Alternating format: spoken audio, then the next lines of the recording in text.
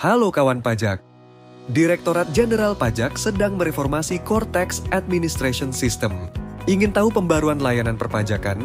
Apa saja manfaat dan fiturnya? Saksikan video ini sampai akhir ya. Sebelum memulai, informasi pada video ini dapat berubah sesuai aturan dan pengembangan sistem. Yuk, kita mulai. Apa tujuan reformasi layanan perpajakan? Tentunya untuk membantu peningkatan kepatuhan kawan pajak. Tersedia layanan informasi, edukasi, dan layanan administratif yang penting bagi pelaksanaan hak dan kewajiban kawan pajak. Lalu, apa manfaatnya? Omnichannel and borderless, jangkauan layanan dan informasi lebih luas. Universal, dapat dimanfaatkan juga oleh non-wajib pajak. Terintegrasi, riwayat penggunaan informasi lebih andal. Mudah diakses, layanan mudah dilakukan secara mandiri. Keren bukan? Apa saja proses bisnis layanan perpajakan? Yuk kita bahas. Pertama, layanan edukasi. Terdiri dari reservasi kelas pajak, permohonan edukasi perpajakan, dan materi edukasi. Saat reservasi, pilih sendiri kelas yang ingin dihadiri, baik kelas dari kantor pajak tempat kawan pajak terdaftar, maupun kelas dari kantor pajak seluruh Indonesia. Untuk reservasi, lakukan melalui portal wajib pajak. Pilih kelas pajak yang kawan pajak inginkan pada menu kegiatan kelas edukasi. Daftar kelas pajak dapat juga dilihat di www.pajak.go.id. Tidak menemukan kelas yang kawan pajak butuhkan? Silakan ajukan permohonan edukasi perpajakan sesuai kebutuhan kawan pajak. Dengan menu ini, kawan pajak dapat meminta narasumber, moderator, dan panelis dari kantor pajak.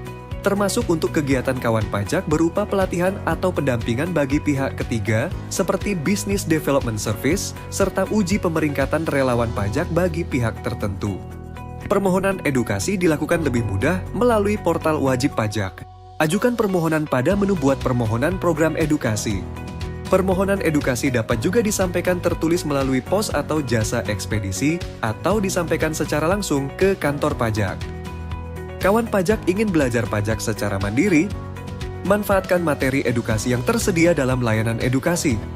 Seperti materi edukasi berupa paparan, infografis, buku, leaflet, dan sebagainya, termasuk kelas pajak dalam bentuk e-learning.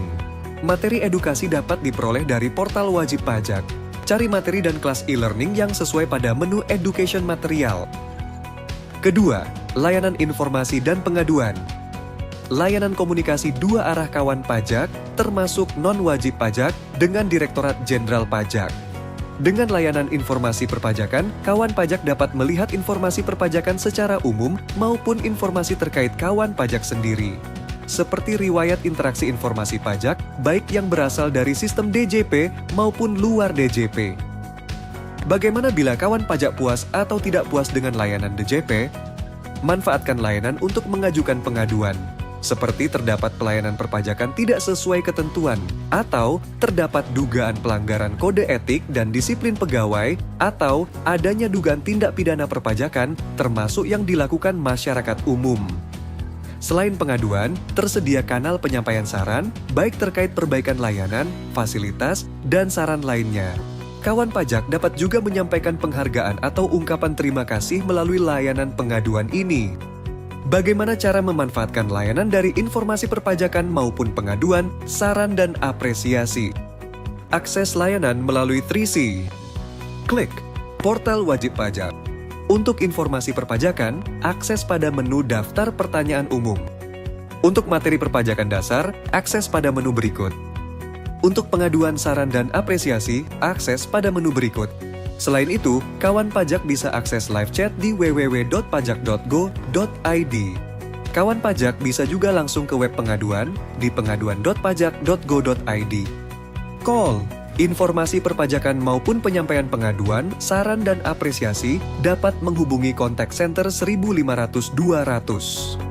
Counter, layanan informasi dan pengaduan tetap juga tersedia secara langsung ke kantor pajak. Ketiga, layanan administratif. Kawan pajak dapat menyelesaikan administrasi pemberitahuan, pengajuan, atau pemrosesan permohonan yang berhubungan dengan fasilitas, perizinan, termasuk permohonan non-keberatan dan keberatan serta layanan lainnya. Mayoritas layanan administratif akan diproses secara online dan otomatisasi. Contoh layanannya antara lain, pemberitahuan penggunaan norma penghitungan penghasilan neto, pemberitahuan perpanjangan waktu penyampaian SPT, permohonan surat keterangan PPh final UMKM, konfirmasi status wajib pajak, permohonan surat keterangan bebas pajak, pengajuan pengurangan atau penghapusan sanksi, permohonan surat keterangan tidak dipungut, pengajuan angsuran pembayaran pajak, dan masih banyak lainnya. Bagaimana cara kawan pajak memanfaatkan layanan administratif? Akses juga melalui Trisi. Klik Portal Wajib Pajak. Layanan administratif dapat diajukan, dipantau, maupun dilihat hasil, serta riwayatnya pada menu berikut. Call. Layanan administratif tertentu dapat juga diajukan melalui telepon ke 1.500-200. Counter. Layanan administratif dapat juga disampaikan tertulis melalui pos atau jasa ekspedisi atau disampaikan secara langsung ke kantor pajak. Bagaimana dengan keamanan data kawan pajak? Tenang, layanan administratif melalui portal wajib pajak akan dilengkapi proses otentifikasi akses berupa akun portal wajib pajak. Sertifikat elektronik. E-Kuasa. Bagaimana kawan pajak? Lebih andal bukan? Selamat! Kawan pajak sudah mengenal terkait pembaruan SITAS dalam layanan perpajakan. Dimulai dari layanan edukasi, layanan informasi dan pengaduan, serta layanan administratif. Pantau pembaruan selanjutnya melalui www.pajak.go.id. Telepon kontak center DJP di 1.500-200. Subscribe YouTube Ditjen Pajak RI. Pajak kuat, APBN sehat.